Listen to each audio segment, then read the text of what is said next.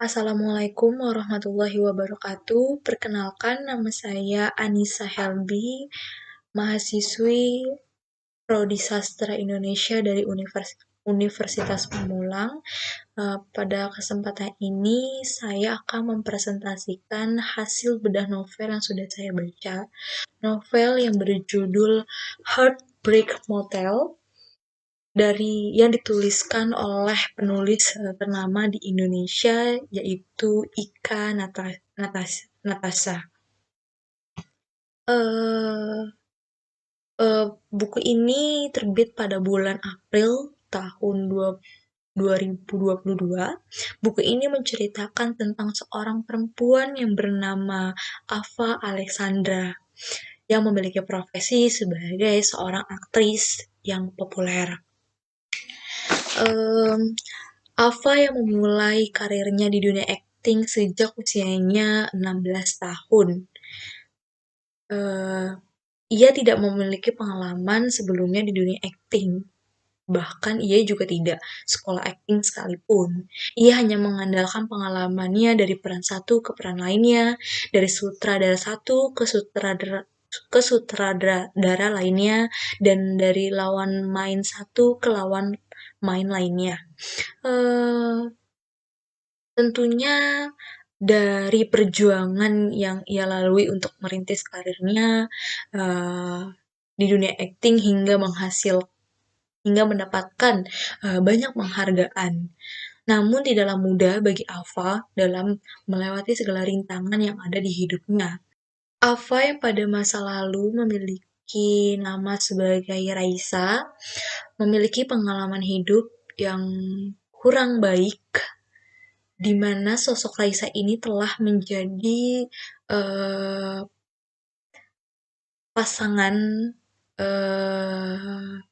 yaitu seorang istri, namun selama dia menjadi seorang istri ini, ia tidak mendapatkan perlakuan yang baik dari sang suami.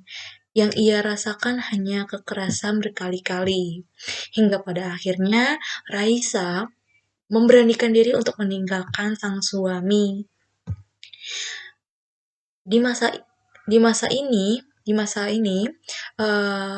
Raisa membangun kehidupan baru menjadi sosok Ava Alexandra. Ia yang sangat menyukai dunia acting.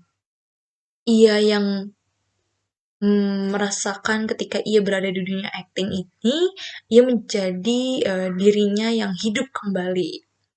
Uniknya dari Ava ini, setiap kali mendapatkan peran, ia akan mencoba untuk menghidupkan karakter peran tersebut dengan berbagai metode acting. Dan Ava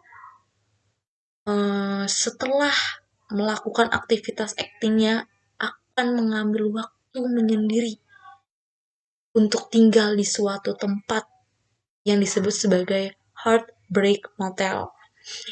Pada suatu ketika setelah aktivitas aktingnya selesai, ia tinggal di salah satu hotel di kawasan Jakarta.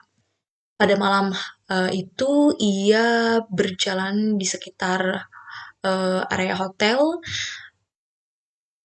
Tak lama waktu berjalan begitu larut malam, ia kembali untuk pergi ke hotel. Namun ia merasa ada yang mengikutinya.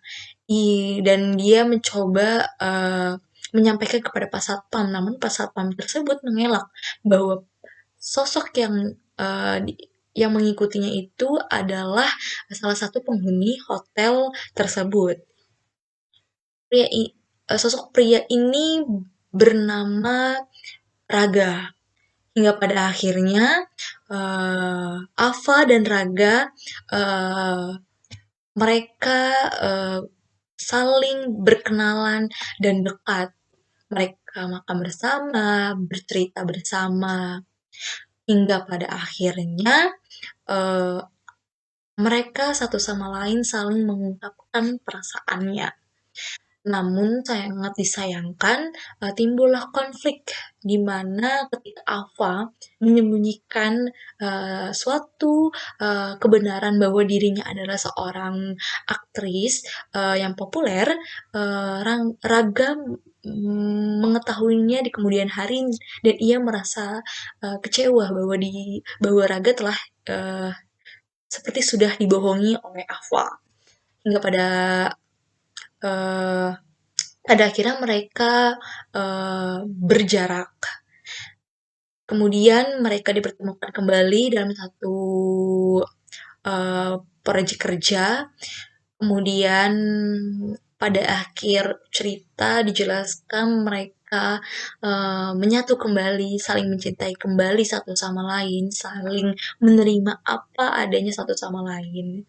Dan dalam buku ini juga diceritakan bahwa eh, buku ini tidak hanya menceritakan kisah konflik batin karena cinta, tapi juga pencarian jati diri, insekuritas, kesehatan mental, efek buruk media sosial, tentang dunia perfilman seperti apa, karakter dan tokoh yang ada dalam cerita ini terasa realistis seperti kehidupan sehari-hari.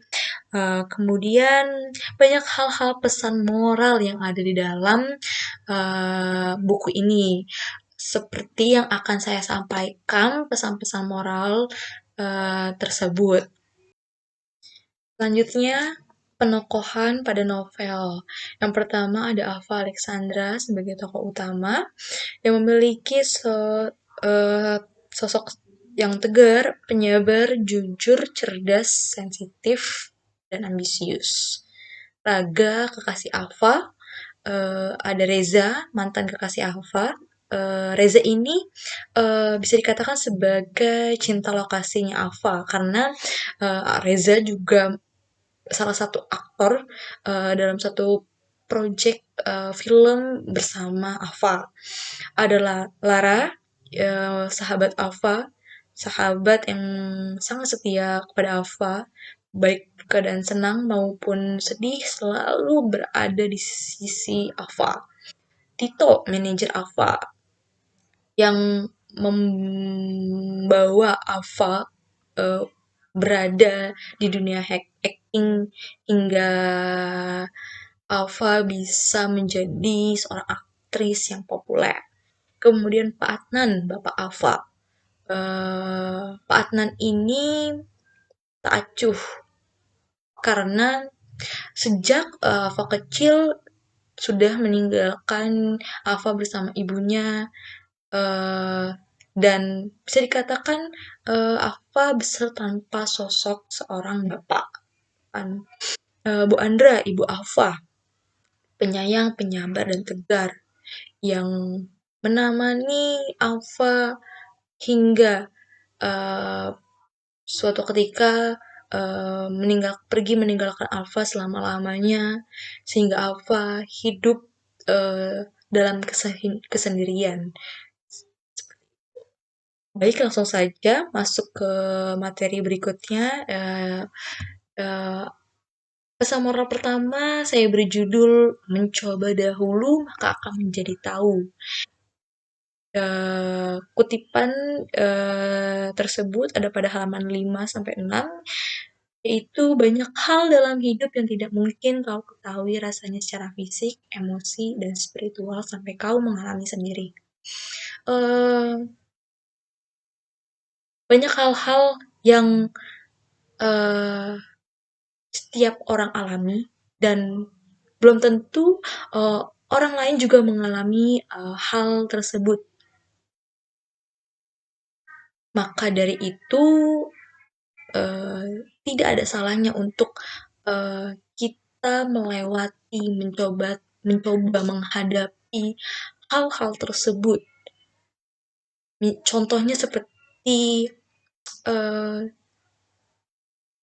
ketika saya takut untuk memilih satu keputusan seperti mencoba memilih jurusan sastra Indonesia. Kadang saya berpikir bahwa ketika saya memilih, apakah saya mampu seperti itu? Namun, belum tahu rasanya ketika belum melangkah mencoba. Alangkah baiknya untuk kita mencoba terlebih dahulu sebelum adanya penyesalan. Seperti itu.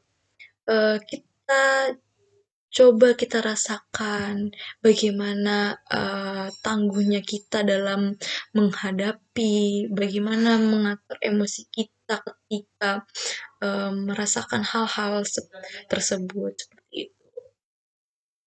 Selanjutnya, menaklukkan keberanian.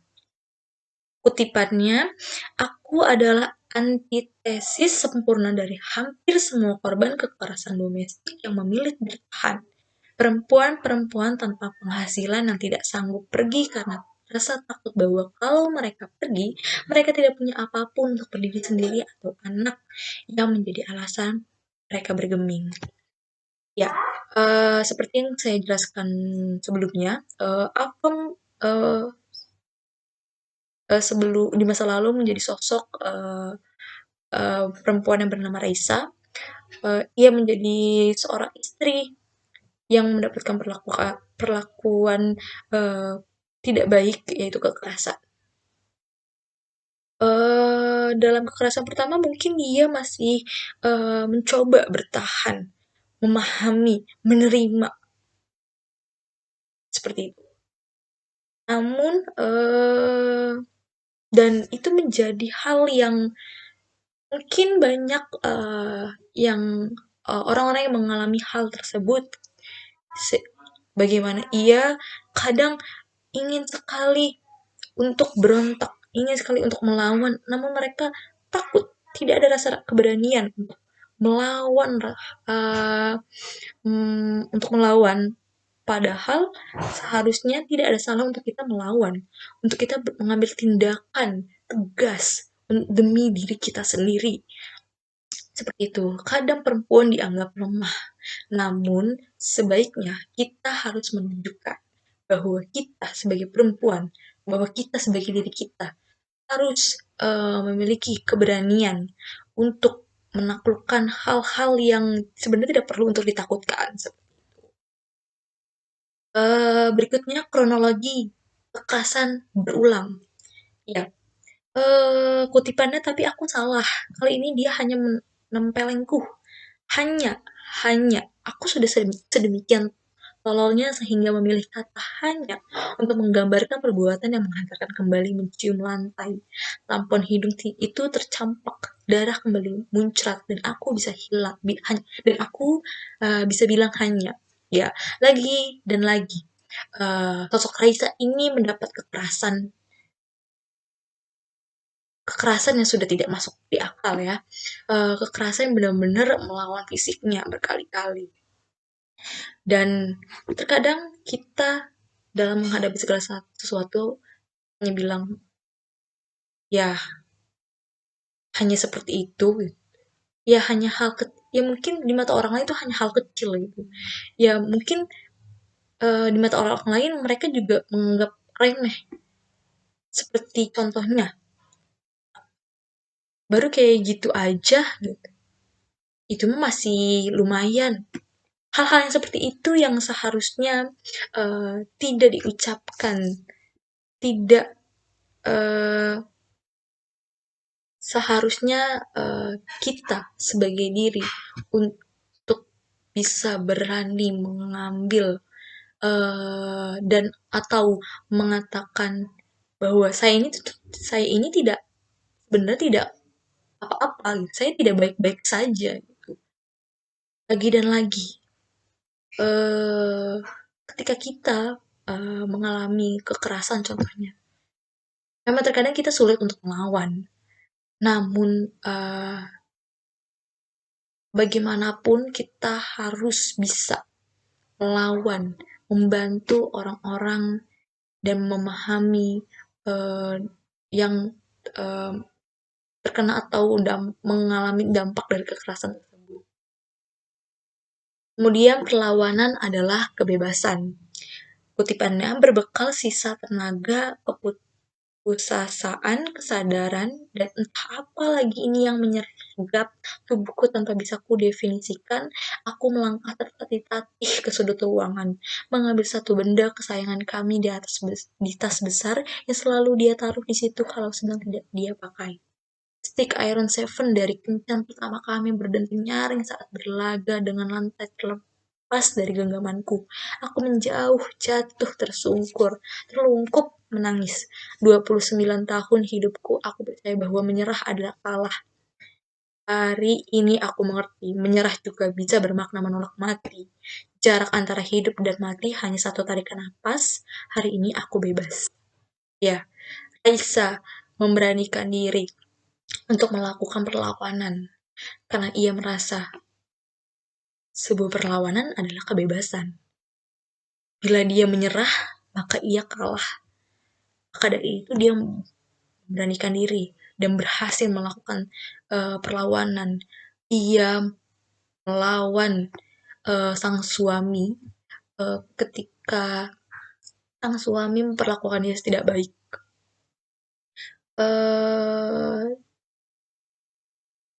Karena ketika kita diam saja atau kita mengalah atau kita menyerah, itu tandanya kita kalah.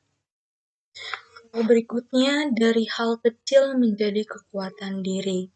Tempat asing punya kekuatannya sendiri untuk menghadirkan rasa nyaman. Mungkin karena di situ kau bisa jadi siapapun yang kau mau, atau mungkin karena tidak ada benda-benda yang menjadi jangkar kenangan-kenangan lama yang tidak perlu diingat lagi. Semuanya baru, suci dari memori, and you can start a new clean slate. Di sini Alpha yang terlahir kembali meninggalkan masa kelamnya di masa lalu menjadi sosok Raisa. Ia berada di sebuah hotel, menenangkan dirinya, memberikan waktu tenang untuk dirinya, menyembuhkan dirinya agar hadirnya kehidupan yang lebih positif tentunya. Seperti contohnya di keseharian kita pada sehari-hari, mungkin teman-teman punya nih tempat favorit yang kalian merasa ketika kalian ada di tempat tersebut itu memiliki rasa nyaman, ketenangan, bahkan kalian bisa bebas menjadi diri kalian seperti itu. Kalau saya pribadi sering pergi untuk refresh, seperti duduk di pinggir jalan itu kan kadang kayak di komplek perumahan ada tuh tempat duduk di pinggir trotoar. Saya sering kadang duduk duduk meskipun berlalu lalangnya kendaraan, tapi saya merasa kayak saya menjadi diri saya padanya, tenang, damai, membersihkan, membuang hal-hal negatif, sehingga banyak hal-hal positif yang hadir untuk saya, banyak ide-ide yang membuat saya ke depannya ingin lebih semangat lagi menjalankan keseharian seperti itu. Berbeda dengan tempat-tempat yang kadang ada yang membuat kita teringat trauma, membuat kita takut dan rasanya tidak nyaman, tidak suka dengan tempat itu. Maka dari itu, setidaknya kita harus punya ruang untuk diri kita agar lebih rileks dalam menjalankan hidup seperti itu. Ya, lebih tepatnya harus menghibur. Selanjutnya menjadi diri sendiri. Lo tahu nggak rasanya menatap diri lo sendiri di cermin dan nggak bisa menemukan diri lo di situ? Lo bisa aja telanjang pakai baju, mengubah gaya berpakaian, lo pakai makeup. Hey, let's get even more extreme. Lo pakai topeng, body suit, do whatever you need to do to alter your looks. Tapi mata lo akan selalu jadi lo. Ya, di sini Alpha ketika sedang bercermin merasa dia bukanlah Alpha, tapi dialah Raisa. dia mencoba membangun kehidupan baru, namun pada nyatanya dia tetaplah Raisa, yang sosok Raisa yang sebelumnya dihadapkan hal-hal yang tidak mengenakan gitu. Ya, begitu juga dengan kita. Apapun yang kita tampilkan, apapun yang kita lakukan kepada diri kita sekeras mungkin, itu tidak akan memberikan efek yang lebih baik karena kita adalah kita, nyamannya kita, kita harus melakukan itu demi untuk diri kita. Kadang kita melampiaskan diri kita melakukan hal-hal yang ekstrim. Misalkan yang tadinya kita kayak ya, baik ibaratnya orang baik melakukan satu hal kecil saja yang eh, tidak baik, itu rasanya itu bukan kita. Kita kan juga merasakan hal itu. Sebenarnya kita tidak seperti itu gitu. Kita harus bisa mampu mengendalikan diri kita. Seperti itu. Karena bertahan bukan hal yang mudah. Katanya kalau kau sudah bersahabat dengan seseorang selama lebih dari satu dekade, biasanya akan bertahan seumur hidup. Request or content. Satu meja di satu kelas, di satu kampus 12 tahun yang lalu, yang berlanjut menjadi teman makan siang, teman main, teman nonton, teman double date, sahabat yang berbagi senang, susah, dan apartemen sampai kini jadi kami yang sekarang. Dalam cerita ini ada sosok perempuan bernama Lara yang menjadi sahabat sejati Alfa yang selalu menemani Alfa dalam keadaan apapun. Lara yang sudah mengenal lama Alfa seperti apa. Ya, tentunya begitu juga dengan kita. Pasti memiliki salah satu sosok seseorang yang kerap dengan kita seperti sudah saudara kandung kita.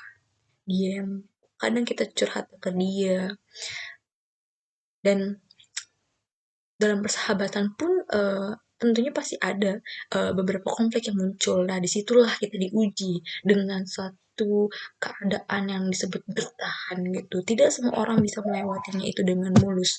Tentu pasti ada beberapa yang terjadi di antara kedua sahabat pun bisa terpecah belah.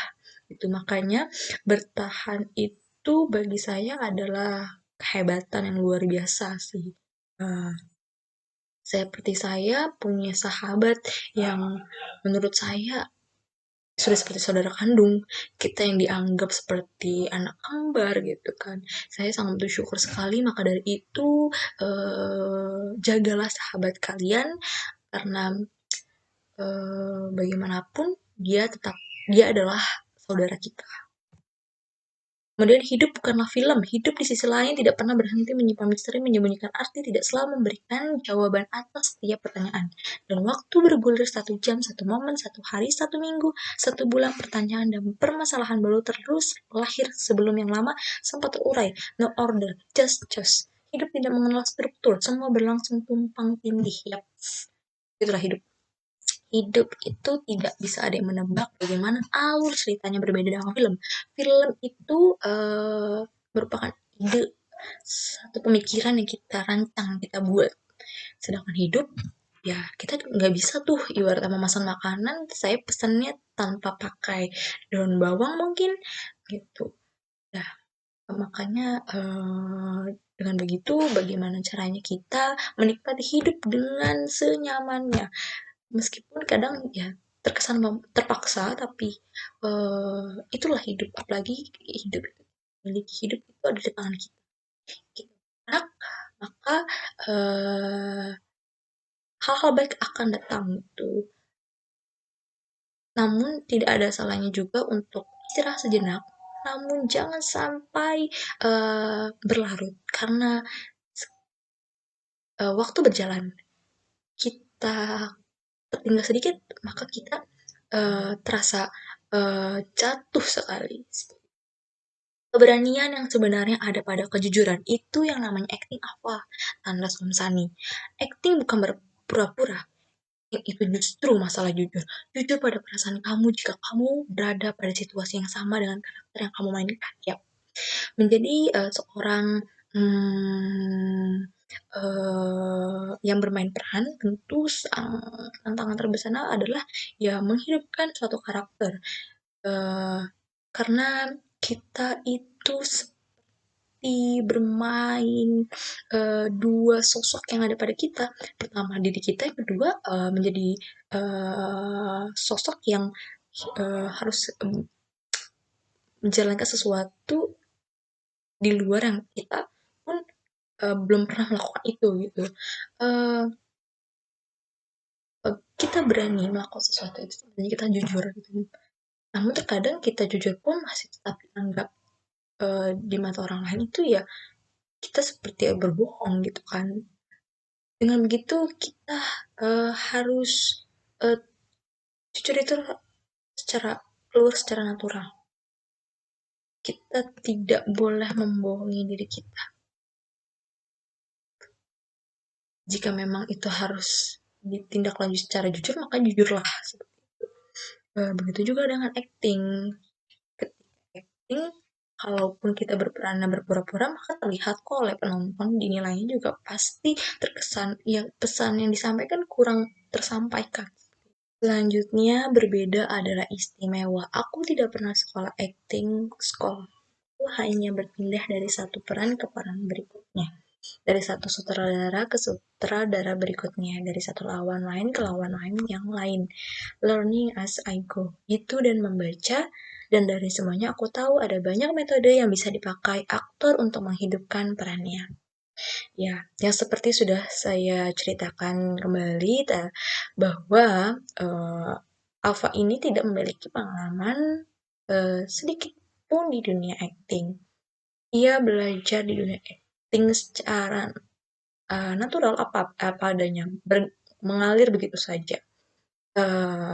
Ya bisa dibilang seperti autodidak.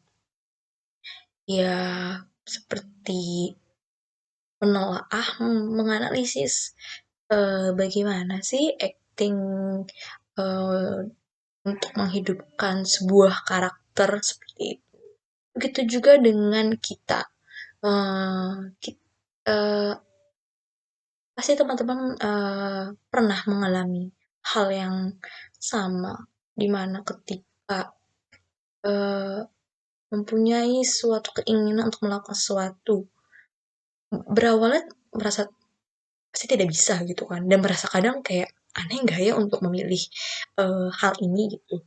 Namun tidak ada salahnya untuk mencoba dan memilih itu karena uh, sekalipun kita berbeda, itu terlihat istimewa, itu terkesan akan sangat menakjubkan teman. Jadi jangan pernah takut untuk melangkah, untuk berekspresi, melakukan yang kita inginkan gitu. Karena saya pribadi uh, ada momen dimana ketika hal tersebut tidak sampai tidak terwujud, itu rasanya uh, ya hanya ada penyesalan gitu. Berikutnya, karena ketakutan bukan untuk dihindari. Ketika aku mempersiapkan diri untuk sebuah peran, aku memasuki apa yang kusebut ground zero, menganalisis seluruh bagian diriku untuk memberi ruang dan mengizinkan si karakter masuk dan menyatu dengan aku. Terdengar menakutkan, tell me about it. Tapi hal-hal yang menakutkan tentang menjadi seorang aktor juga menjadi hal-hal yang membuatku mencintai acting mungkin lebih dari apapun itu. Ya, Alfa yang mempunyai hal unik untuk dirinya, yaitu bagaimana caranya menghidupkan karakter yang ia perankan dengan metode versinya gitu kan. Ia menyatu seperti orang yang sedang keras. Gimana caranya karakter itu bisa ia serap untuk dirinya agar ketika uh, diperankan itu berhasil seperti itu. Dan Ava terbukti bisa menaklukkan ketakutan-ketakutan tersebut kan, sehingga ia mencintai dunia acting lebih dari apapun karena dia merasa dunia acting memberikan warna kepada dia, memberikan nilai-nilai yang penting dari berbagai aspek untuk kehidupan kedepannya. Begitu juga dengan kita, jangan pernah takut, jangan pernah menghindari ketakutan tersebut, justru harus dilawan. Misalkan saya pribadi seperti contohnya takut mengerjakan soal matematika. Namun itu sebenarnya bukan untuk ditakutin, namun dihindari, dilewati. Tidak ada yang tidak bisa, semua berawal ketidakbisaan, yang berujungnya pada akhirnya membawa kita mengantarkan kita dengan keberhasilan. Kemudian asumsi-asumsi itu seperti pemburu. Kutipannya waktu kita promo nanti, ya aku tahu ini masih lama, tapi aku mau ngomong dari sekarang aja. Media, orang-orang, semuanya pasti akan membesar-besarkan kamu dan aku main satu film lagi. Aku tahulah gimana media. Banyak yang bakal bikin kamu nggak nyaman. Aku cuma mau bilang, aku nggak akan ngomong atau melakukan apapun yang kamu nggak setuju. Semuanya senyamannya kamu. Aku nggak mau kamu mengalami lagi semua kesintingan media waktu kita putus. Ya, kutipan ini diucapkan oleh Reza yang menjadi mantan Ava. Ya, sebelumnya mereka dipertemukan dalam satu proyek film di mana mereka saling beradu akting sehingga timbullah yang namanya cinta lokasi. Sudah terbiasa ya dalam dunia acting itu terjadi. Dan kemudian di proyek kali ini mereka dipertemukan kembali setelah sekian lamanya. Ya, siapa disangka mereka ternyata eh, berbalikan kembali untuk menjalin hubungan. Dan di sini Reza mengingatkan untuk tidak perlu mendengarkan omongan-omongan atau asumsi-asumsi orang-orang gitu kan ya. Kadang asumsi-asumsi yang diucapkan orang-orang seperti ya pemburu, seperti kita dikejar, kita jadi mangsa mereka. Dan ya itu tadi. Nah, ini yang menjadi permasalahannya. Bagaimana kita mengelola asumsi-asumsi ini menjadi hal yang positif untuk kita. Karena semakin kita dengar, semakin kita telan, itu rasanya seperti obat yang sangat pahit. Goh itu akan mengganggu pemikiran kita, membuat sakit hati, sehingga kitanya yang jatuh sejatuh-jatuhnya. Nah, mungkin di dalam kehidupan itu banyak yang terjadi dan banyak mengalami ya, ketika orang menganggap kita kayak kok gitu aja nggak bisa. Statement-statement kayak gitu, asumsi seperti itu, orang itu hanya memandang sebelah mata. Mereka tidak tahu apa yang mem, ap- tantangan apa yang kita sedang alami seperti itu. Maka dari itu kita pun yang menjadi yang pemberi pemberi eh, ucapan-ucapan seperti itu lebih baik alangkah baik ya menghindarkan hal-hal yang tidak seharusnya kita ucapkan untuk menyakiti orang lain seperti itu. Sudahkah kalian merdeka untuk diri sendiri? Ya, judul ini saya berikan pada kutipan ini yaitu tidak ada manusia yang sepenuhnya merdeka. Sebagian perkara masih kita lakukan karena keinginan orang lain. Pilihan-pilihan yang kita ambil bukan karena sepenuhnya mau, tapi harus. Hal-hal yang kita lakukan bukan karena ingin, tapi wajib. Siapa yang punya kebebasan untuk melakukan apapun yang dia mau, kapanpun dia mau, tanpa peduli akibatnya. Gak ada. Merdeka yang kita punya itu hanya ilusi. Merdeka itu semu. Pikiran saja bisa membelenggu. Kata-kata orang saja bisa jadi penjara. Ya, ya. Saking banyak, maaf, terlalu banyak eh, omongan, permintaan, tindakan, atau hal-hal dari orang-orang yang menuntut kita untuk melakukan bersikeras dalam kehidupan ini sehingga kita tidak nyaman dalam menjalankannya. Ya, jadi terkesan kita hanya menuruti keinginan orang lain. Kita tidak memperdulikan diri kita, padahal diri kita adalah yang utama. Seperti itu. Eh, sehingga kita tidak bebas. Kita tidak mewujudkan apa yang kita inginkan. Hanya peduli dengan orang lain tanpa memperhatikan, tanpa mengasihani diri kita.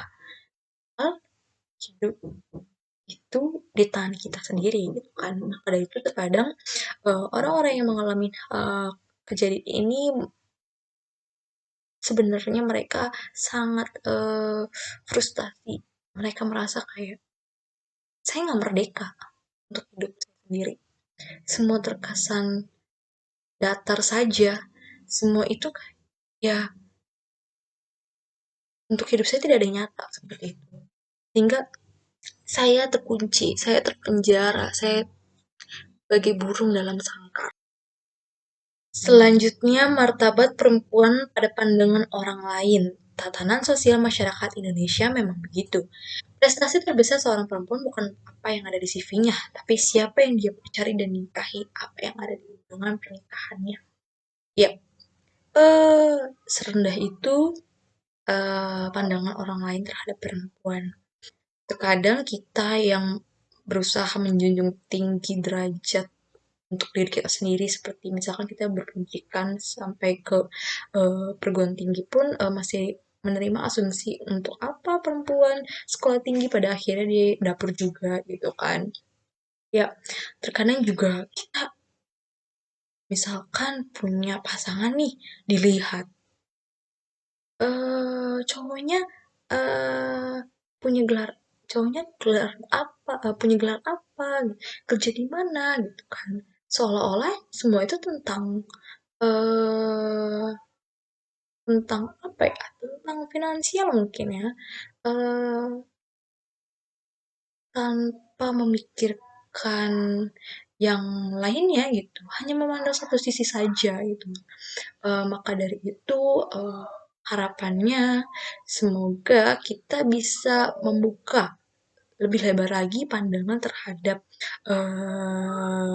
perempuan-perempuan di luar sana dan menghargai satu sama lain tentunya dan mendukung satu sama lain. Aku dan para komentator Stoicism juga mengajarkan dikotomi kendali dalam hidup. Ada hal-hal yang sepenuhnya dalam kendali kita, ada yang tidak. Yang dikatakan orang lain tentang kita, kita nggak bisa dikendalikan. Tapi reaksi kita terhadap kata-kata itu, respon kita itu yang ada dalam kendali. You can control what people say, but you can control your reaction. Kalau nggak mau pusing, cukup jalani saja prinsip anjing menggonggong, kafilah berlalu. Aku juga paham ini, tapi di mana adilnya bahwa orang-orang merdeka untuk berkata-kata di saat aku tidak merdeka untuk bereaksi. Kalau nggak tahu, nggak usah so tahu. Ku ketikkan jawaban itu dan ku ceplos lantas dalam hitungan menit. Ya, Alfa di sini sedang menerima situasi di saat di komentar oleh masyarakat luas. Ya, itulah resiko menjadi seorang public figure. Harus siap menerima segala ancaman yang ada, terutama komentar-komentar negatif ya. Padahal kenyataan mereka nggak tahu yang sebenarnya gitu kan. Apa yang kita lakukan, apa yang kita berikan, apa yang menurut kita baik belum tentu orang lain bisa menerima dan menganggap itu hal yang baik tentunya gitu. Karena semakin pun kita ladeni ibaratnya, maka orang-orang pun semakin senang juga gitu menanggapinya. Maka dari itu lebih baik, alangkah baiknya kita cukup melihat, merasapi, mengambil hikmahnya dan bila ingin dibalas pun ya secukupnya saja, jangan sampai menyakitinya. Orang boleh menyakiti kita, tapi kita jangan sekalipun untuk menyakiti orang lain karena apalagi dengan ucapan ya, karena ucapan itu bisa menyakiti orang lain. Mulutmu harimau. Manusia dengan miliaran pemikirannya. Waktu kita kecil ada semiliaran hal yang kita tak tahu. Kenapa hujan turun, kenapa matahari terbit di timur, kenapa pesawat bisa terbang padahal berat, kenapa dinosaurus punah, kenapa orang dewasa kadang menangis saat mereka sebenarnya sedang bahagia. Tuhan itu siapa? Kenapa orang meninggal? Kenapa awan gak jatuh ke bumi? Kenapa pelangi gak muncul tiap hari? Kenapa warna manusia gak bisa terbang? Miliaran hal yang kita tidak tahu, tapi kita selalu punya tempat bertanya. Orang dewasa, yaitu orang dewasa. Dan apakah jawabannya benar atau salah, jujur atau bohong, fakta atau karangan, kita nggak pernah tahu, tapi jawaban itu selalu ada ya. Banyak hal-hal di luar nalar yang kadang muncul tiba-tiba dan mempertanyakan dengan di luar kendali kita ya. Terkesan aneh, tapi memang terkadang itu terpikirkan begitu saja. Dan ujung-ujungnya pasti yang kita tuju, kita cari adalah orang dewasa. Karena kita merasa, kenapa orang dewasa itu bisa menjawab segala hal ya sih gitu kan. Dan pasti ada jawabannya gitu, meskipun kita kadang percaya-percaya saja gitu. Tapi mungkin orang yang cerdik pasti bisa berstatement kembali. Cuman yang langsung menerima mungkin iya-iya saja gitu. Ya begitulah kehidupan, kita sebagai manusia diberikan akal pikiran yang terkadang mempertanyakan hal-hal di luar yang seharusnya tuh kayak perlu dipertanyakan tidak sih gitu kan, tapi ya penasaran juga seperti itu. Kita sekarang terbentuk dari proses panjang di masa lalu. Orang-orang bisa paling tidak mencoba mengubur kenangan apapun itu, yang manis dan yang pahit, supaya hidupnya tenang. Aku tidak punya kemewahan. Semuanya harus kusimpan baik-baik, kurawat baik-baik, karena bank kenangan itulah modalku menjadi aku di depan kamera. Ya, Alfa yang memiliki pengalaman hidup dari masa lalunya, masa kini hingga masa depan, ia akan menjadikan pelajaran untuknya. Eh, Begitu juga dengan kita.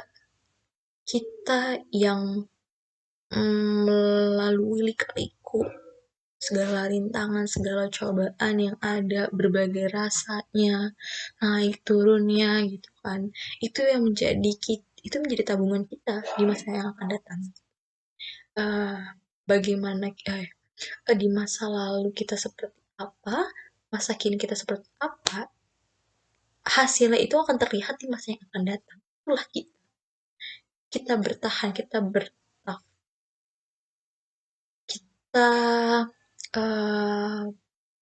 perlahan-lahan pun tak apa. eh, Jika itu memang baik maka lakukan gitu kan. Hmm, karena eh, baik buruknya kenangan sekalipun semua harus kita simpan. Itu yang menjadikan kita pembelajaran juga. Itu yang menjadikan kita terbentuk juga.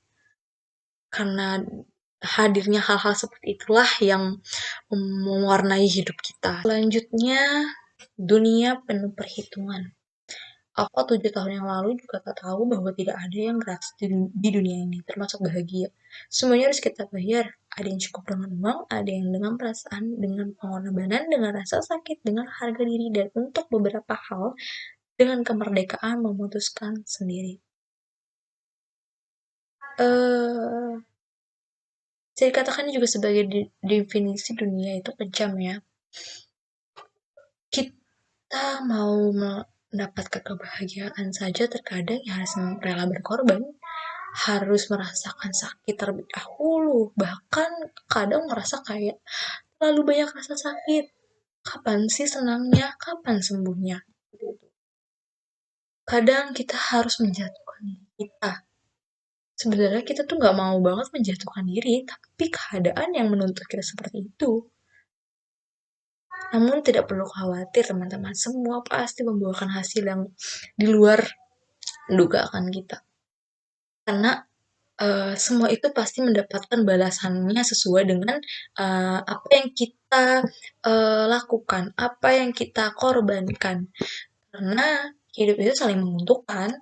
Uh, Kita menolong orang pun, meskipun kadang orang yang kita tolong itu kadang tidak membalas kebaikan kita, tapi percayalah suatu saat nanti pun dia pasti akan membantu kita seperti itu kan.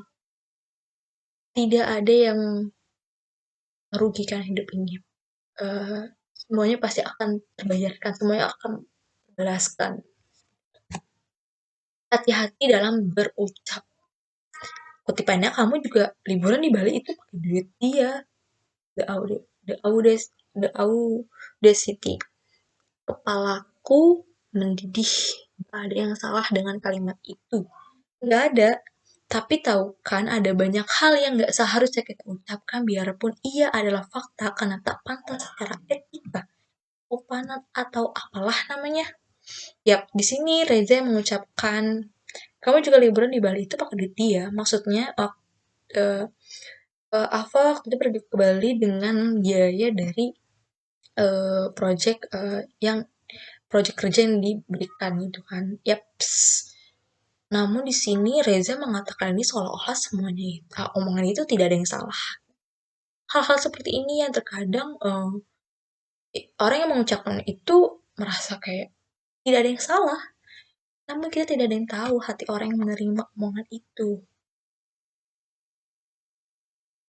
berhati-hati dalam berucap itu sangatlah penting karena mulutmu adalah harimau. Itu sangat fatal bila terjadi. Tak apa memang benar fakta, tak apa diucapkan jika itu fakta yang benar, namun harus ada etika yang tepat. Karena sakit hati dari ucapan itu terkesan sangat menusuk sekali.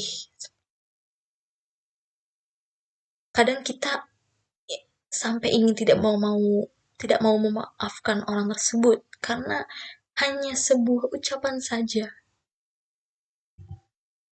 Lahirnya kenyamanan cukup dengan kesederhanaan. Album Hollywood Lady Post Malone di Portable Speaker Marshall yang dibawa Lara, 2 gelas penuh red wine, 1 kantong besar Lay's potato chips, ribuan bintang di langit. Semuanya tidak punya kesamaan, tapi sama-sama mereka jadi teman sempurna. Aku dan Lara ngobrol entah tentang apa saja yang tertawa-tawa sampai jam 2 dini hari. It's the greatest feeling in the world. It. Hal-hal paling luar biasa di dunia ini adalah hal-hal yang sederhana. Punya waktu luang untuk bebas melakukan apa saja atau memilih tidak melakukan apa-apa. Obrolan dengan sahabat, tak peduli apa topiknya. 1 kantong potato chips yang terlalu besar untuk tidak dihabiskan sama-sama. Didengarkan, dimengerti, dan diterima apa adanya tanpa harus pura-pura. Ya, uh, ini yang paling seru. Momen paling seru sahabat. Kadang kita tuh sama sahabat itu merasa kayak orang gila yang ya seperti orang gila gitu, bebas aja, hal sepele dari hal sepele, hal biasa-biasa aja, hal-hal sampai hingga hal serius apapun, tidak ada batasan, tidak ada berhentinya dalam bercerita, dalam menuangkan segala sesuatu, dari ketawa-ketawa hingga nangis gitu kan. Hal-hal sederhana ini yang kita perlukan terkadang untuk mengobati hati kita sendiri, saling mengobati satu sama lain. Gitu. Penting sekali momen-momen ini perlu diterapkan beberapa kali untuk kita agar kita merefresh diri kita, kan menikmati menikmati suasana, keadaan dengan disebutnya deep talk ya kalau saat ini gitu kan. Membicarakan sesuatu dari hati ke hati, mencari solusi satu sama lain, itu benar-benar uh,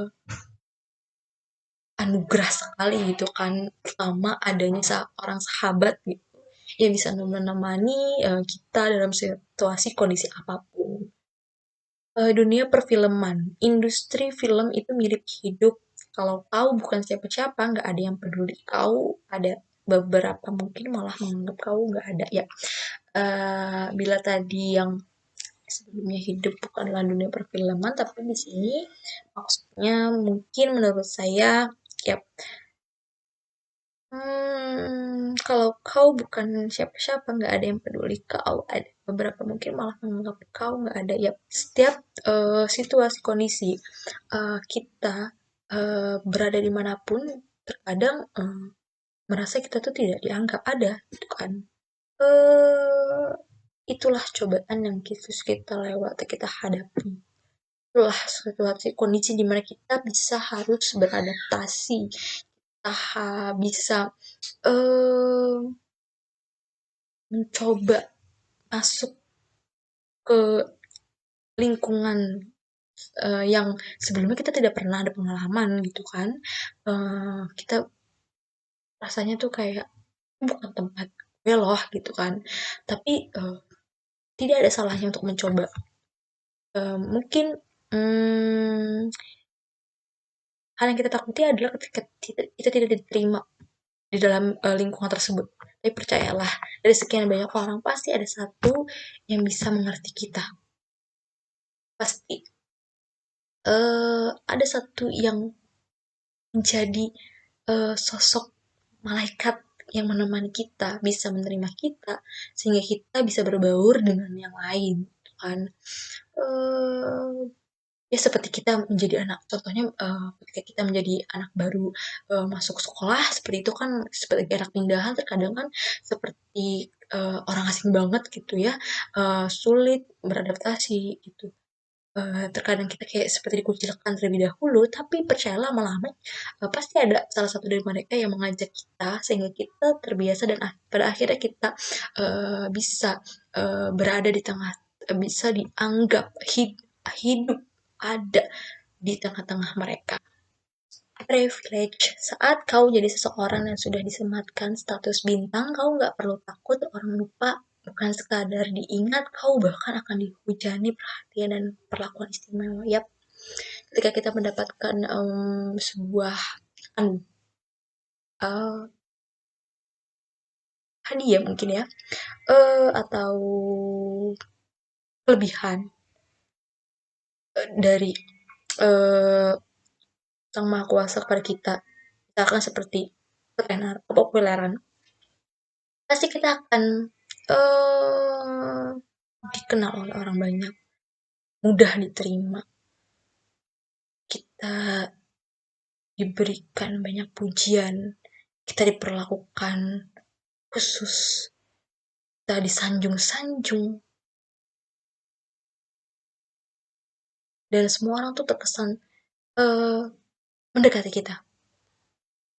Tapi pasti ada yang mendekati uh, demi hal-hal yang bertujuan uh, ya bisa dikatakan mereka memanfaatkan kita. Dan ini menjadi kekhawatiran dan perlunya hati-hati gitu kan. Mungkin bukan bermaksud kita berprasangka buruk terhadap orang lain, tapi terkadang seperti itu. Kelebihan dari ketika kita mendapatkan privilege, apalagi ya seperti katanya kepopuleran itu, banyak hal-hal yang perlu dijaga baik-baik karena tidak semua orang baik, namun tapi percayalah kita tidak boleh jahat terhadap orang lain seperti itu. Tapi berbeda dengan ketika kita tidak punya apa-apa, kita tidak punya kemampuan apa-apa, semua orang menjauhi kita. Kita merasa tidak berguna, kita merasa tidak ada, tidak berdaya, tidak ada apa-apanya. Dan uh, inilah peran kita yang mempunyai privilege untuk mengajak mereka, hmm, memberi semangat kepada mereka, merangkul mereka. Karena orang yang hebat, mereka yang mau menghargai orang lain. Perlakuan yang kurang tepat, biarkan dia meluapkan semua amarahnya, kecewanya. Aku tahu seberapa keras dia kerja buat film ini, seberapa ya sayang dia sama film ini, seberapa mati-matiannya dia demi film ini. Aku belum pernah melihat Reza sedemikian marahnya, tapi aku mengerti. Aku tahu pedihnya saat sesuatu yang kita kerjakan sepenuh hati malah dicaci maki. Posisinya waktu itu Reza yang meluapkan segala emosionalnya di depan Ava, di depan Ava, dimana waktu itu kondisinya eh, Reza mengeluarkan emosinya di depan banyak orang juga ya, sehingga terkesan apa yang salah. Padahal kenyataannya tidak seperti itu.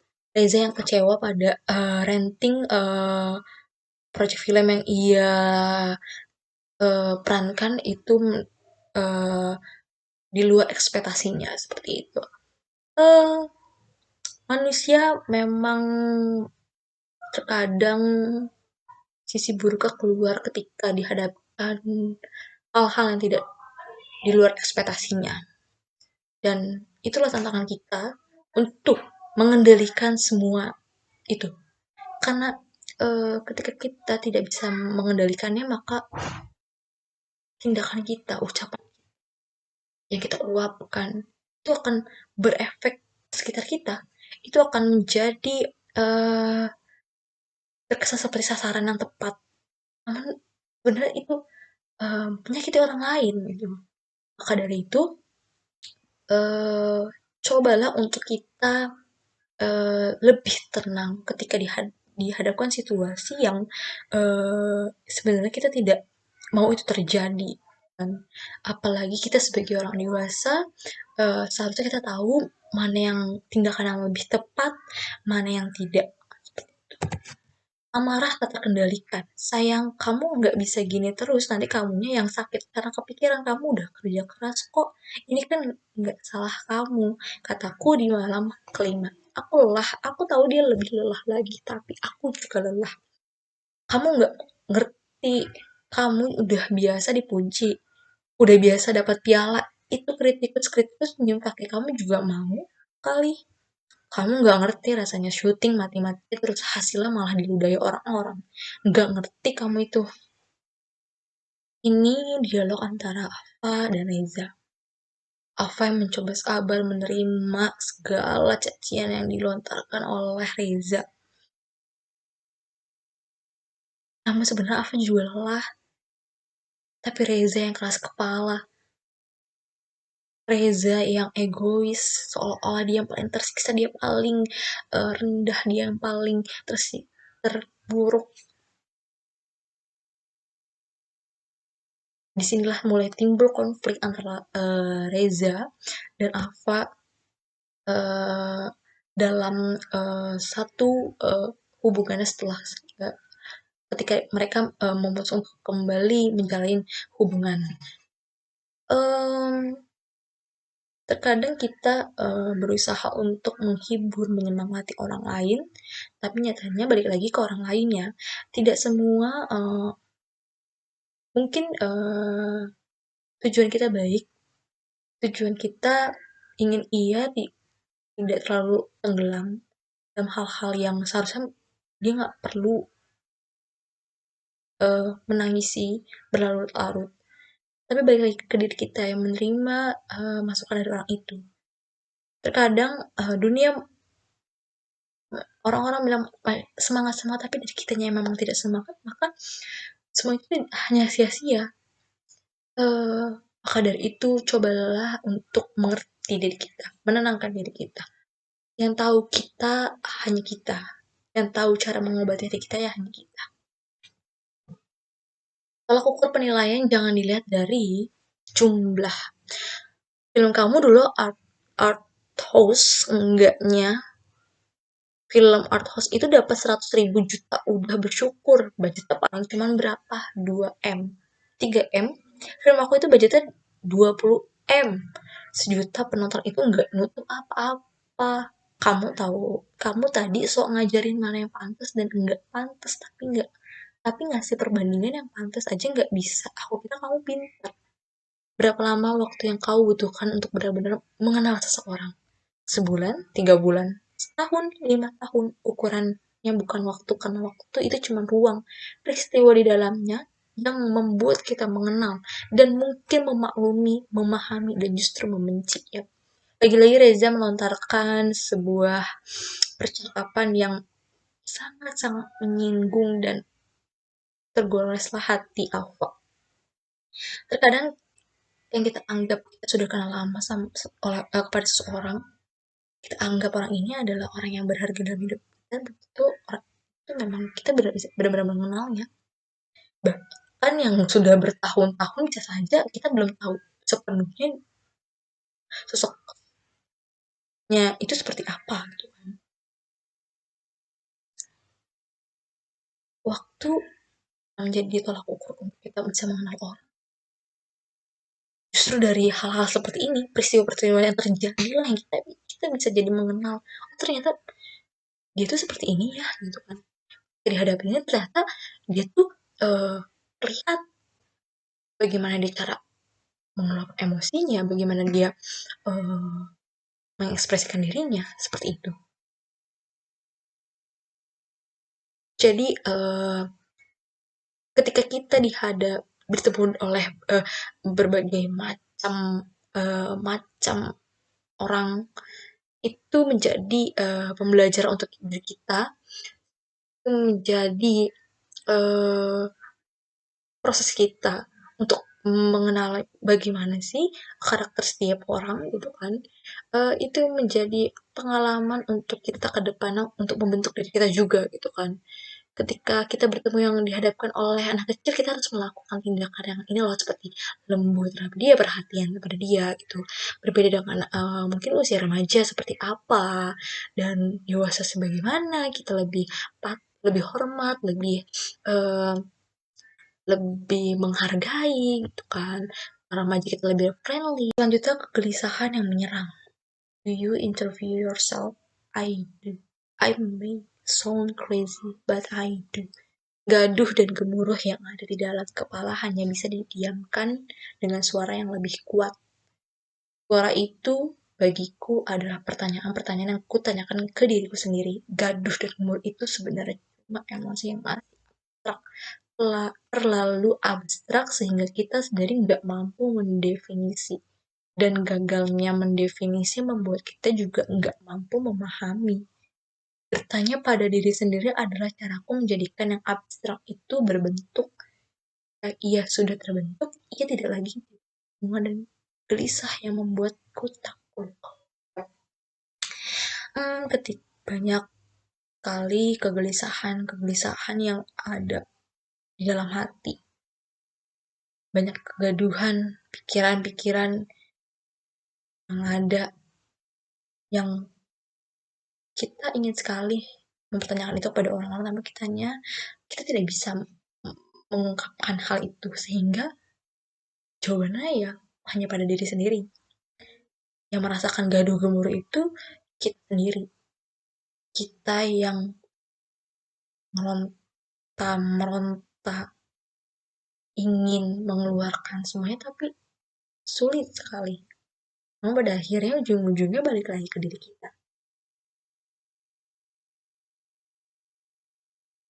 Semua itu sangat mengganggu perasaan,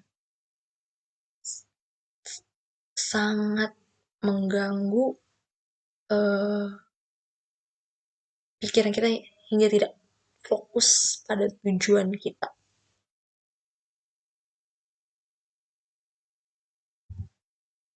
Kemudian setiap tempat punya cerita.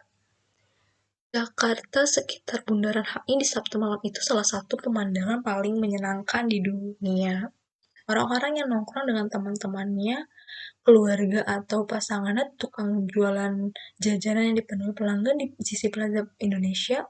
Ada yang ngobrol serius, ada yang berbagi cemilan, bercanda, tertawa-tawa, beberapa berfoto di depan air mancur. Semua terlihat bahagia. Aku yakin semuanya punya masalah dari masing-masing, tapi ruang luas dalam gelap dan gemerlap ini menelan semuanya walau sekejap. Untuk sementara, semuanya cukup menikmati yang ada. Ingin apa-apa, itu hidup yang paling merdeka kan? Hidup yang bebas dari keinginan. Ya, apa yang memiliki ketika memiliki waktu luang, dia menghabiskannya untuk berjalan-jalan di sekitaran daerah Jakarta, yang tak jauh dari hotel yang ia tempati. Ia mencoba menikmati untuk menjadi orang biasa tanpa banyak orang yang mengenalnya, mengamati, merasakan yang ada. Itu adalah hal favorit yang ia lakukan. Melihat orang-orang, rasanya timbul rasa cemburu. Kita terkadang melihat orang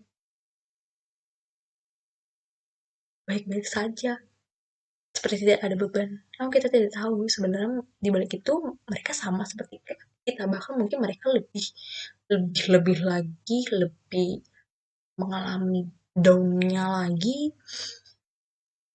Namun semua itu dilalui begitu saja, dinikmati begitu saja, tanpa perlu diambil pusing. Karena memang semakin kita pikirkan, semakin membuat kita uh, hanya sakit kepala saja. Hidup itu dijalankan, tidak hanya dipikirkan. hidup yang bebas dari keinginan, keinginan yang harus menuntut kita seperti apa, harus bagaimana. Kita harus punya merdeka untuk diri kita.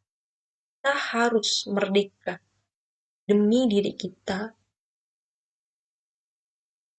yang kedepannya bisa eh, lebih baik lagi untuk menjalankan kehidupan sehari-hari. Semua pemberian Tuhan bermakna besar. Hujan masih belum berhenti tercurah tanpa ampun dari langit sejak tadi siang.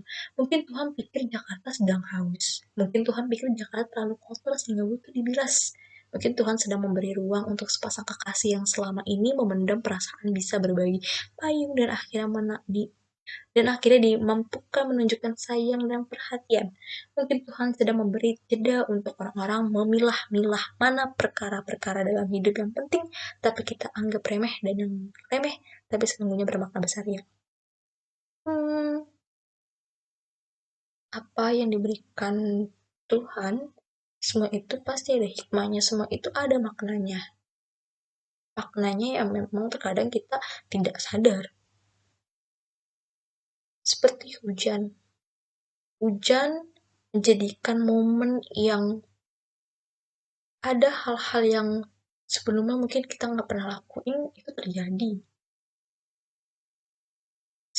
Contohnya ya seperti ada pasangan yang tadinya mungkin saat itu mereka ya lagi eh, ada konflik ketika turun hujan mereka dihadapkan situasi di mana mereka harus satu payung berdua sehingga timbullah kesan di mana jadi romantis seperti itu kan ya. Hal-hal kecil seperti ini yang menjadikan yang tanpa kita sadari itu menjadikan ya Tuhan memberikan itu semua atas pasti ada tujuan, ada maknanya. Semua tidak ada yang sia-sia. Kita sakit pun itu pasti ada tujuannya. Kita sedih, kita susah, pasti ada hal baik di balik itu semua. Hanya cinta saja tidak cukup. Kamu mau minta apa? Mobil berlian yang kamu pakai ini. Mau liburan di aman. Aman mana itu? Kamu bilang aja. Gampang, langsung aku kasih. Mau tahu jawaban pertanyaan tiga? Kalau aku masih cinta dan aku tahu dia juga cinta, lantas masalahnya apa? Gak ada masalah kalau cinta saja cukup. Cinta saja juga itu cuma ada di dongeng-dongeng. Setelah 2 tahun, aku akhirnya sadar aku dicintai tanpa dihargai. Yap,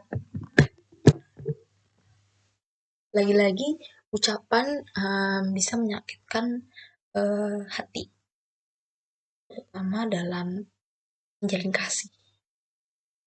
Semua seolah-olah dinilai dengan pemberian. Ternyata tidak lagi. Cinta saja tidak cukup. Cinta itu bukan pemberian dengan nilai yang berbau dengan hal-hal ya seperti di kalimat tersebut. Cinta itu harus ada yang menghargai satu sama lain, yang menghormati satu sama lain, yang mau senang susah bareng, dan hal-hal kecil pun harus mereka dalam suatu hubungan harus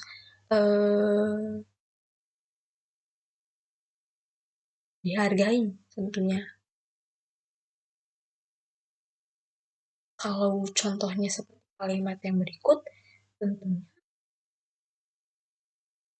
sebagai perempuan terasa dihargai nggak sih? Seolah-olah kita tuh yang seperti matre gitu, yang apa-apa tuh gelap dikasih ini sudah baik-baik saja. Pada kenyataannya tidak seperti itu. Semua bukan tentang nilai uang, bukan. Kadang teks dalam mencintai itu eh, butuh pemahaman yang ekstra. Lagi-lagi perihal waktu itu bukan menjadi tolak ukur dalam kita bisa mengenal seseorang. Selanjutnya seolah-olah orang lain yang paling benar. Entah dari mana asalnya perasaan itu punya reputasi jelek kalau dihubungkan dengan keputusan. Makanya kalau putus sesuatu itu pakai otak, bukan pakai rasa. Nggak jarang kan kita dibikinikan orang lain saat keputusan yang kita ambil dihakimi salah, perasaan yang dijadikan biang keladi seketika dinobatkan sebagai kambing hitam. Ya, terkadang kita mengambil satu keputusan yang menurut kita baik itu, padahal itu sudah menjadi tindakan yang benar gitu kan. Namun lagi-lagi kita hanya memakan, kita hanya menerima tunduk dari pemikiran-pemikiran mereka, dari pandangan mereka seperti itu. Padahal seharusnya kita bisa berstatement eh, dari apa yang kita lakukan, dari apa yang kita ucapkan. Namun sayangnya eh, dominan lebih kita yang tunduk terhadap mereka, seolah-olah mereka yang ya paling benar, paling harus dituruti. Arti sempurna menurut orang lain. Her the thing thought if this were a movie. Ava would be the protagonist that you find hard to root for.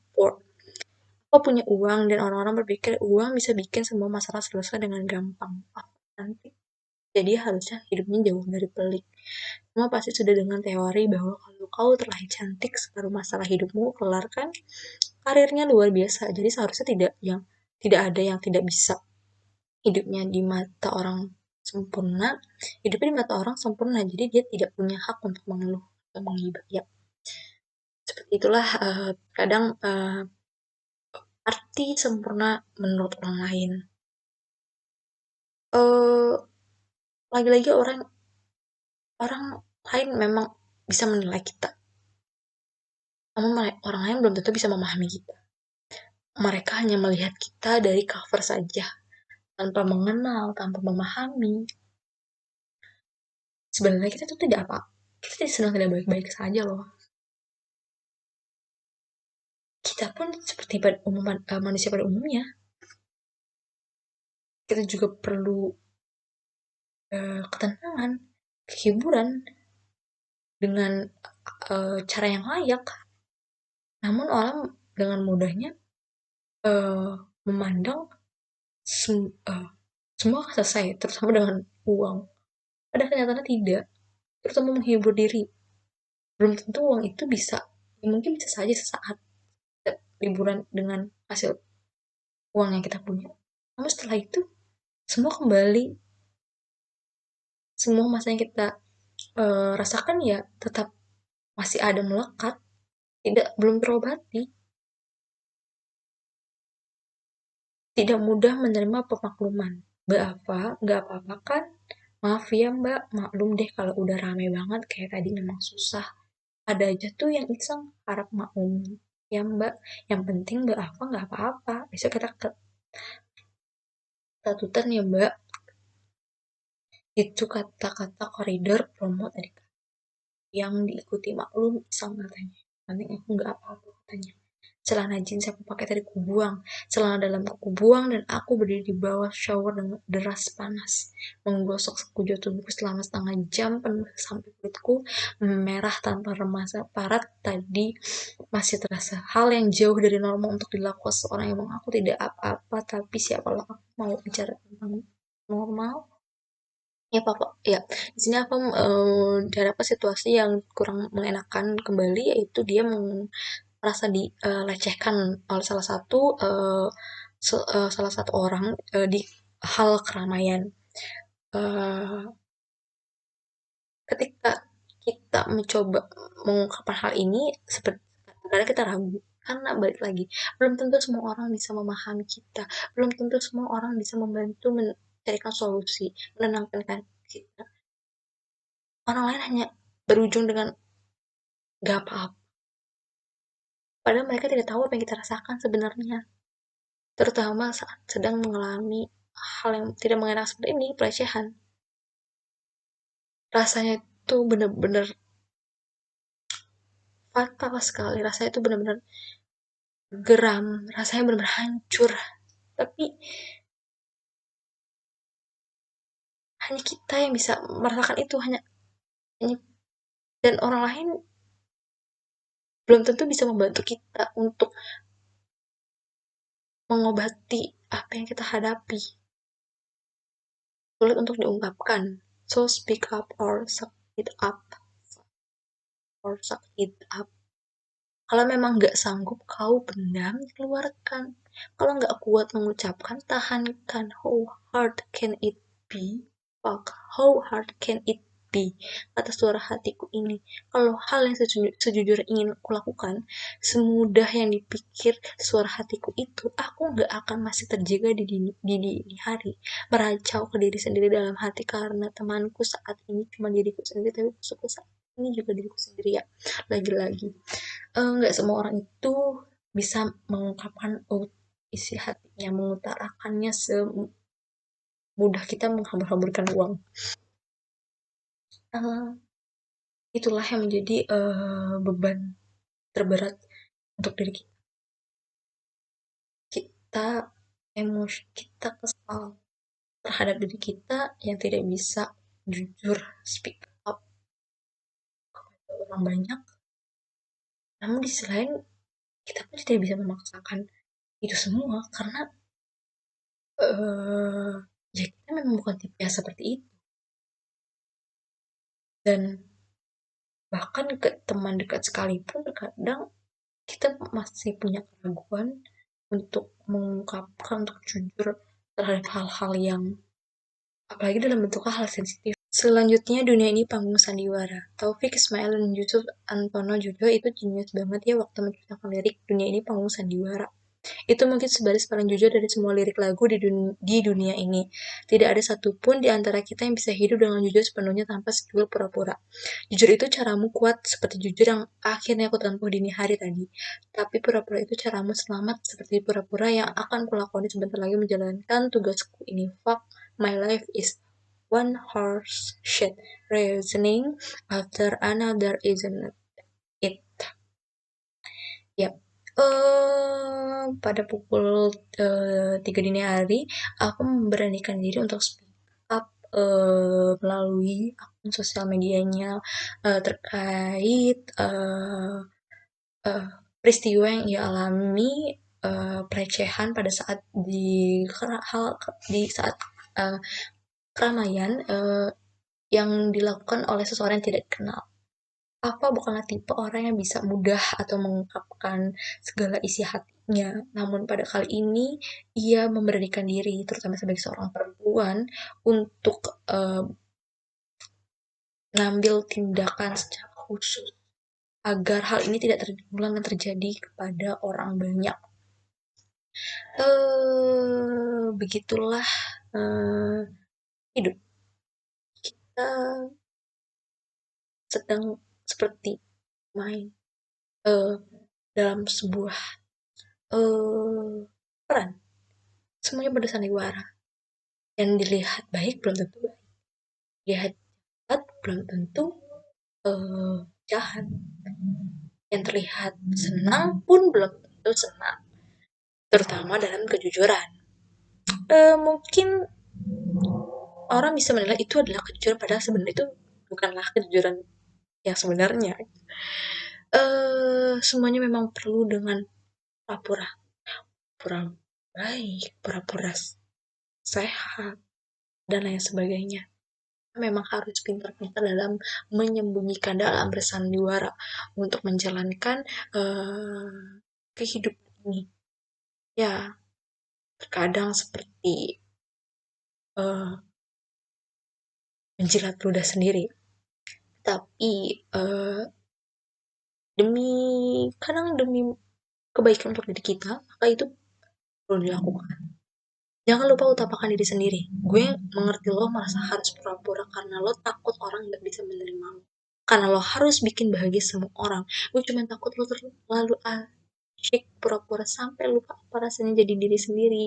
Gue takut lo sibuk bikin orang bahagia, lo lupa cari bahagia yang sebenarnya bahagia buat lo, diri lo sendiri, bukan bahagia hasil pura-pura. Acting is not just your job, it's your life. I know that, but acting should be every minute of your life. Even the director says cut, right?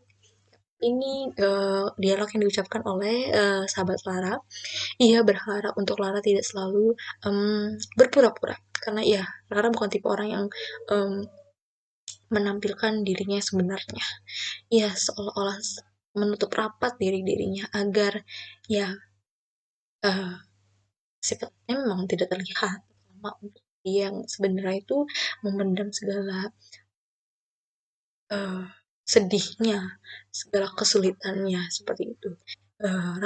Lara ingin Alfa menjadi dirinya apa adanya, karena ia pengen sahabat ini hidup dengan layak, hidup dengan dunianya yang sebenarnya, bukan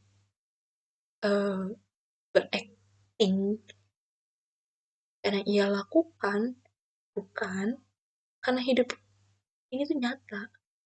Yang kita memang bermain peran, tapi kita juga harus memainkannya dengan baik untuk diri kita sendiri. Perbedaan hidup dan film. Ava ready? Semua ready? Aku mengangguk. Scan 12, take 1, mark, action. Di film ada skenario yang jadi panduan, kompas, pegangan. Ada sutradara yang meneriakan action dan cut. Sebagai aba-aba untuk mulai dan selesai. Di hidup nggak ada rak. Nah, yap, itu tepat sekali. Bedanya hidup dengan film. Hidup itu tidak bisa dijeda. Hidup itu uh, uh, berjalan, terus berjalan tanpa ada hentinya sampai yang menghentikan kita ya ketika kita sudah tidak bernafas kembali, gitu kan. Berbeda dengan film, semuanya terstruktur hidup, ya bisa saja kita yang susun, cuman ujung-ujungnya semua itu di luar kendali kita. Hidup tidak bisa disamakan oleh film.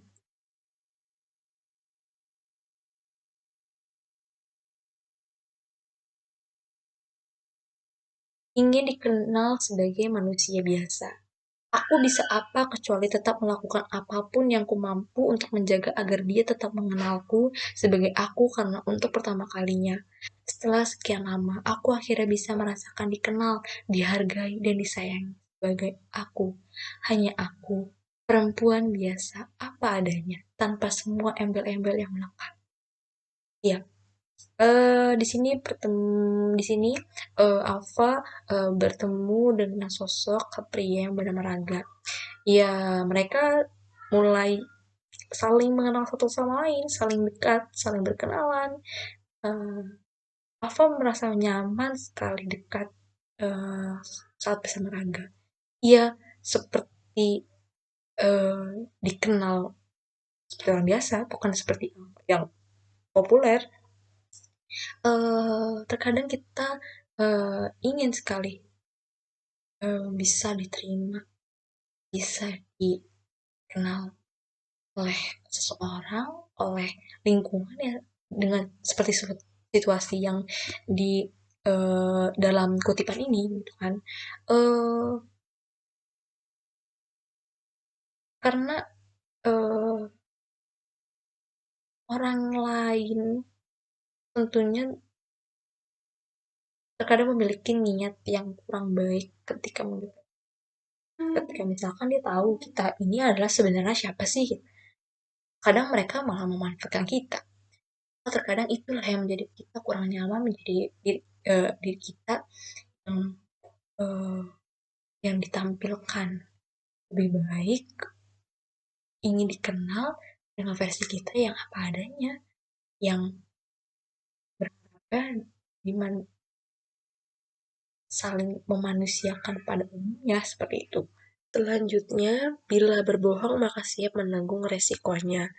Dia turun dari mobil, satu kakinya, lalu seluruh tubuhnya, sepatu coklatnya, lalu celana jeansnya, lalu kemeja biru mudanya, dia bahkan belum melihat ke arahku. Semuanya terjadi hanya dalam 2 atau 3 detik, tapi jantungku berdetak sudah entah berapa kali. Dan saat itu aku tahu bahwa jika bohong adalah harga yang harus kubayar agar rongga dalam hati ini tidak lagi kosong, bahwa bonnya kesini dan akan kubayar lunas sekarang. Ya, di sini situasinya dalam rangka ada salah satu acara di mana Alfa menghadiri acara tersebut dan dipertemukan oleh Raga. Ya, yang sudah diceritakan sebelumnya, Raga tidak mengetahui ya, fakta sebenarnya bahwa Alfa adalah seorang aktris yang populer. Di sini Alfa merasa sedikit tidak tenang bahwa dirinya eh, bahwa sosok dirinya sebentar lagi akan terungkap. Namun begitulah kebohongan. Bagaimanapun kita menutupinya, kelak akan pasti eh, eh, ketahuan. Ya, begitu. Berbohong pun juga pasti ada resikonya.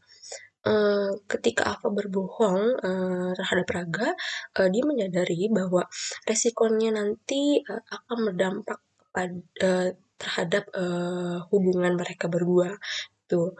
Begitu juga di dalam hidup kita ketika kita mencoba untuk melakukan sedikit kebohongan, kita harus siap dalam menghadapi resikonya apapun itu.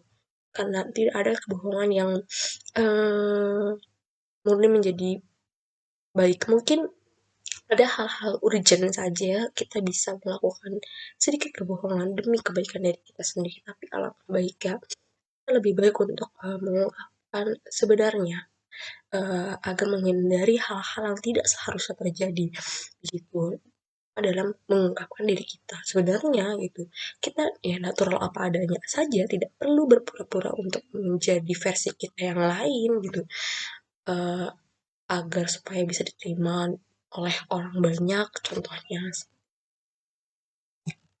Yap, baik, sampai sudah di penghujung bedah novel dari saya yang mohon maaf sebesar-besarnya apabila dalam penyampaian bedah novel ini banyak kekurangan, banyak kesalahan dalam berkata-kata, dalam penyampaian dan penjelasan. Eee, Semoga dari bedah novel ini dap terkan ada pesan yang bisa eee diterima, pesan yang tersampaikan oleh eee eee penonton atau pembaca juga dan novel Heartbreak Motel ini juga saya sangat merekomendasikan untuk kalian yang ingin membacanya karena banyak sekali konflik-konflik yang muncul, hal banyak juga kita sebagai pembaca merasakan hal yang sama. Memang saya tuh sangat realistis alur cerita yang diceritakan di dalam novel Heartbreak Motel ini gitu. Cukup sekian dari presentasi saya. Terima kasih.